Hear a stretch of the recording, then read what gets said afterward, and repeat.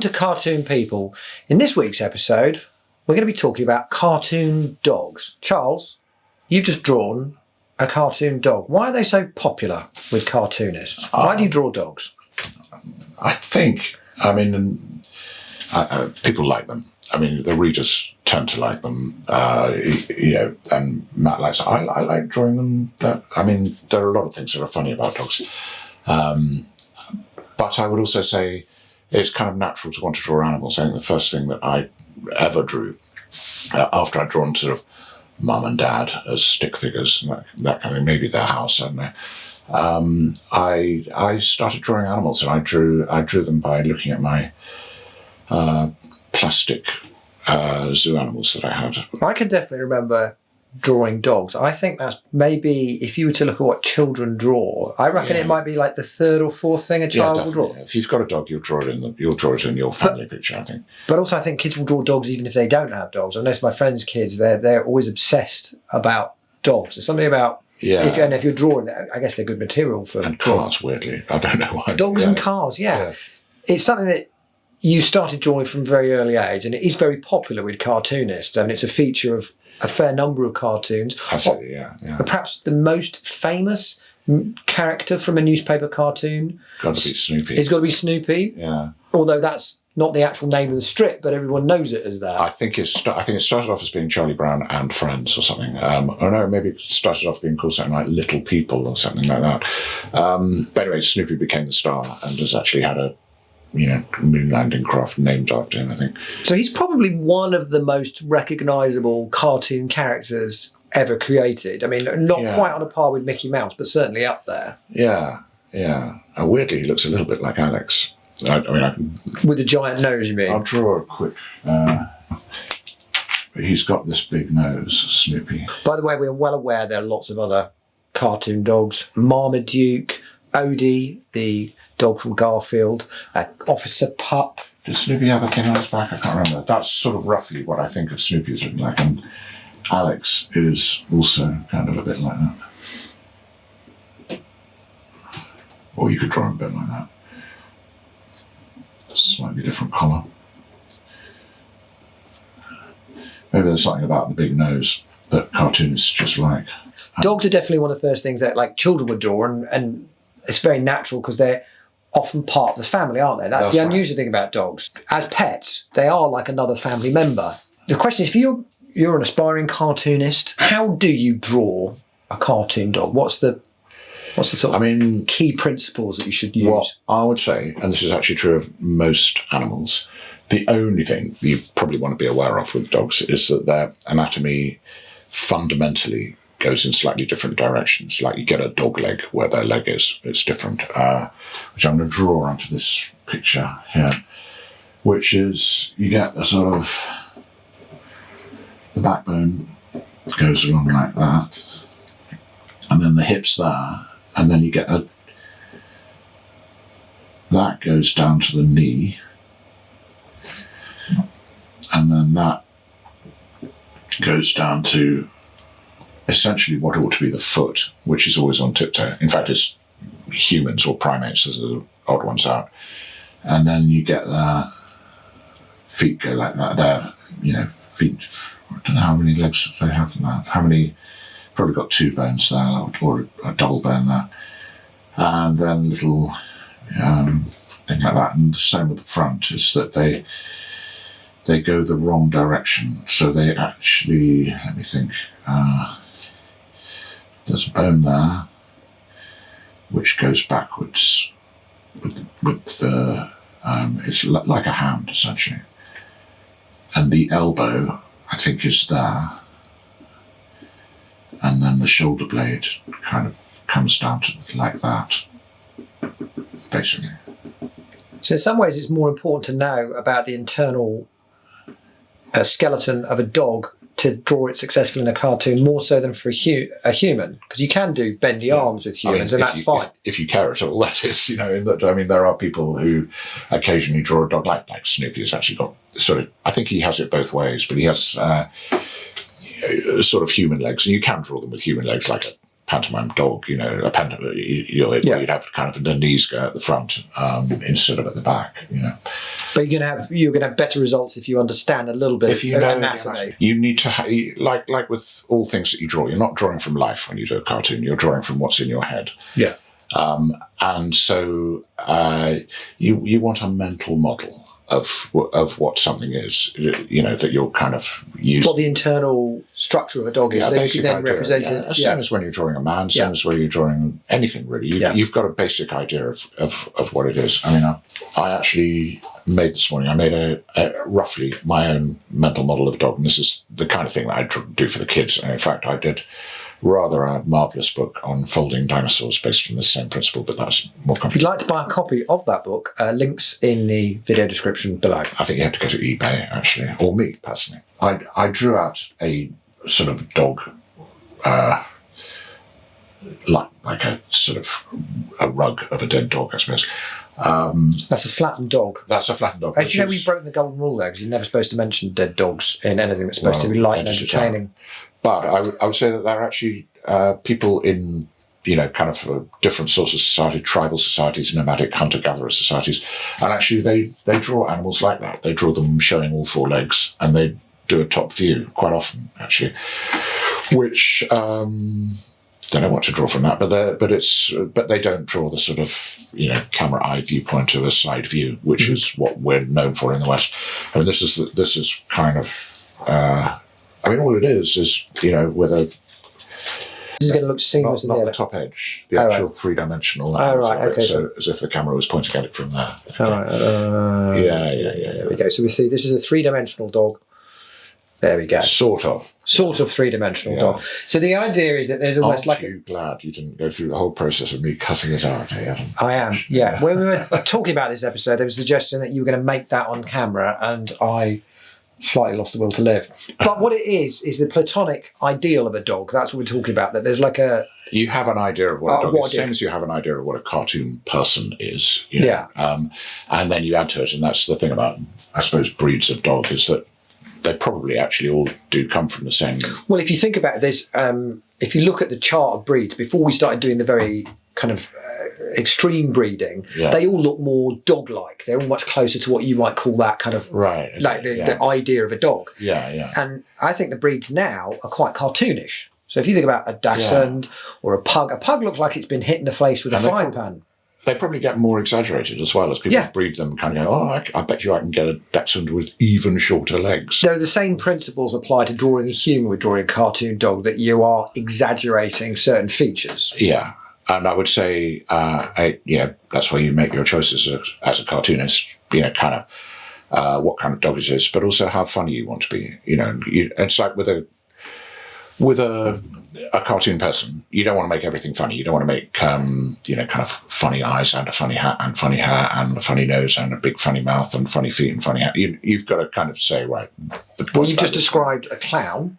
Right, yeah. Which I can say from personal experience tends to be one of the least funny things you can ever experience. Yeah. Clowns are almost trying too hard. They've got like everything's funny. Yeah. And then somehow it stops being funny. Yeah. And I would say when you're drawing a dog, it's the same sort of principle. You kind of like, you've got to know whether it's like you just got to pick one thing about the dog that is what it is. And, you know, most cartoonists have a sort of default dog that they do. James Thurber had a famous dog that he did, which is a kind of hangdog sort of character. So you sort of pick a comedic trait or a pair of traits, maybe, that like that's the thing that's funny about this dog. Yeah. And also I suppose you've got to know whether your dog is sentient is another thing. You've got to know in your mind whether you're doing. Are you saying that dogs aren't sentient? Well, what I'm saying is dogs don't normally talk human. No, but you know, I mean, it's like sometimes I might be doing a cartoon which is just about Alex with his gun dog or something, or Alex, I know, with just a normal dog that can't speak. But then sometimes there are times where the dog has an attitude, and that's quite funny. The dog knows what's going on, knows exactly what's going on, knows it's being tricked, for example. And also there are plenty of cartoon dogs that are just full-on human personalities and actually wear clothes, you know, in certain, especially animated cartoons. That's a decision then whether the dog is has a human-like intelligence or whether it's a dog. Or in between, which quite a lot of cartoon dogs are. Gary Larson in The Far Side, he does both. So sometimes, and then he does, sometimes the dogs are essentially like people. They're calculating, they can talk to one another, Yeah. they're all of that. And in others, they're just a dog. Yeah. I mean, that's true, and he does it really well. Yeah. I suppose it depends on the dog breed as well, because I think we all know that certain dogs are significantly more intelligent than others. I other border collies are right up there in dog intelligence stakes. Yeah. I don't know about the other breeds. I don't want to be rude to owners, but I've already insulted Jack Russells. And we want this to be an inclusive show. But there are some dogs that you can tell are a bit dense. Yeah.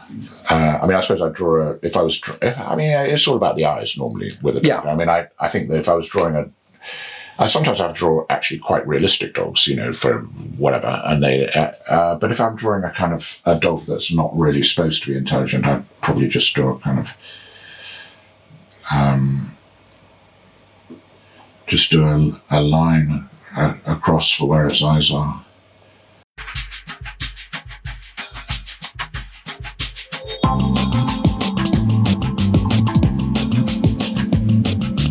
I mean, that's kind of the sort of dog that you'd quite happily put on the end of a lead, and it would be being taken for a walk by probably a professional dog walker, I suppose. It's interesting though when we think about famous cartoon dogs in newspaper cartoons, that some of them fit that rule in terms of exaggeration. But say Marmaduke, which was a Great Dane. If you look at the Marmaduke, that's just a drawing of a Great Dane. It isn't really a cartoon. I mean, it probably hasn't even got a big head. It's a pretty straightforward kind of anatomically correct Great Dane. I think Fred Bassett almost is, but he's got a big face, basically. Yeah, whereas Snoopy's got the very exaggerated. And then, of course... Yeah, Snoopy's scarcely a dog, But, And then one of the other most famous dogs is Odie in Garfield, which... absolutely breaks all the rules. Because everything's exaggerated. Everything's trying really, really hard, which apparently is not funny, but in this one instance is fine. Well, and I think it's because he's got a sort of obnoxiously extroverted character, basically. And in comparison to Garfield, he's a kind of sour, cynical kind of character. So when you've got those two in contrast, you can have your extreme one, and that kind of works better. Yeah, I mean, I would say Odie's actually like what a real dog is like in comparison to most cartoon dogs, in that he is actually very extroverted and wags his tail a lot, and his tongue comes out, and it kind of, he's expressive. That's the interesting thing when you think about dogs in real life, typically very upbeat, very enthusiastic, full of beans, very expressive as well. And they're sort of properly loyal. Very loyal. Yeah. But cartoon dogs tend to be a bit morose, scheming. Basically, a lot of the time, you're flipping. Lugubrious. Which is sort of the opposite of what dogs are, apart from maybe greyhounds that don't bark and don't do an awful lot. But most dogs are pretty interactive. They do a lot in short bursts, don't they? Dogs sort of are both in the pecking order and not. They're sort of supposed to be we're supposed to be the boss, but that isn't really how it works these days. Yeah, I mean, I was just trying to think whether Snoopy ever has to go and fetch anybody's slippers, but I don't think he does. But I don't think he does anything, no. No, I mean, in cartoons, dogs definitely are supposed to, fetch sticks and fetch slippers, and I suppose be guard dogs against burglars and that kind of thing. I mean, I've actually done. I mean, I've got humour out of being more when I've been doing Alex cartoons. I've got humour out of the dog's job. Like Alex had a gun dog that he was inordinately proud of because it would point every time the car backfired, and Alex was kind of very happy. And we also did a cartoon which was Alex was supposed to take the dog out to be exercised, and he was using his tennis ball practice mates that throws tennis balls across the garden, and the dog was going over and kind of fetching them and coming back knackered. But if only you'd patented that, because there is now a device that does exactly that. So it fires a tennis ball. Those bar stewards. And, and then the dog runs back and it drops it into a sort of hopper and it fires it again. So they've taken that and made something specifically for people who don't want to have to, and you can set it running and the dog will just do that all day long. That very idea with the dog fetching the tennis balls was actually used in a movie made a few years ago, which had Kelsey Kramer in it as a city person who was a bit indolent, and he used his tennis machine practice mate for exactly that purpose, so he didn't have to walk around when he was exercising the dog. And they nicked it, and they admitted that they nicked it. They just said, we saw some really funny Alex cartoons, and we thought we'll use those in our movie, and they did, which I sort of feel flattered about, obviously, but... well, I think you'd feel more flattered if the film had been more successful, wouldn't you? I'd probably have sued if it had been more successful. Yeah, there you go. That's what you could have done. Well, I think also, as an animal, dogs are a way of sort of having that animalistic nature right in front of you. Some about cartoons is like shining a light on human failings and foibles. And obviously, dogs, it's all just sort of there, isn't it? I mean, I'm trying to think of... I mean, Thurber did great dogs, and they were always just being bossed around, really. And one of my favourite dog jokes is actually not set in the home, but it was by Tony Husband, who's like a wonderful cartoonist. Sadly, recently no longer with us. Anyway, Tony Husband had a couple of dogs that were sitting on clouds, and they both had little wings, and they both had halos. And one of them was saying, "Well, I don't call it heaven when we're not allowed to sniff each other's bottoms." And that was the joke. Which is a great joke. Very popular. One thing to note about dogs in cartoons is they're nearly always male. So they would fail that Bechdel test, which apparently is where is a character, whether you've got representation in right, TV. Yeah, no, I've heard of it. Yeah, I was trying to think of any exceptions to that rule. And I can't. And that's actually probably true of cartoon animals generally. Or is it true of cartoons generally, that most of the characters are male and the dogs are just an extension of that bias? Yeah. I mean, there's actually a movie made not long ago, and I can't remember what it was called, but it was about cows, and they were played by men. You know, it was where there was males being... That is a little... Although, of course, we would know that you couldn't have a group of bulls in a field because they would all fight. So that is odd. So they had the others. They had others, yeah, by memory. And they were sort of running around. It was a bit like an Aardman film, but it wasn't an Aardman film. Anyway, yeah, they were... They just decided to make the cows men. It looks like it. I mean, I didn't actually see the movie, and I can't remember if I sent my kids to see it, but I seem to remember on the trailer they had blokes' voices.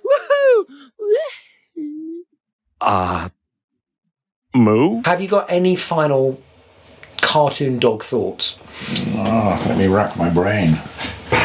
Don't worry if there's not. Mental robot. That will actually, I can still cut into that bit. I might still use it. The only thing I would say is that I think that a lot of cartoon dogs actually, they are personality-wise probably like the cartoonists for some reason. They're like you were saying about how dogs tend to be extroverted, but cartoon dogs tend to be introverted. And I think cartoonists tend to be... Put their personalities into when they draw a dog. Yeah, they like hangdog dogs, for example, you know, like bloodhounds and basset hounds and that kind of thing. So, which I find interesting.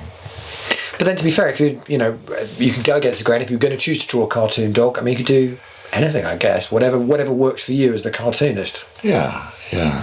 But first you've got to learn to draw a dog in the first place. Right, so that's the takeaway message. The positive takeaway message is study dog anatomy. You don't need to do a vet degree, do you? No. It's probably a YouTube. I tell you what, we'll do a YouTube. We'll find a link and put it in the link of dog anatomy in YouTube. Very good. That's all from us. Please like and subscribe for more cartoon content.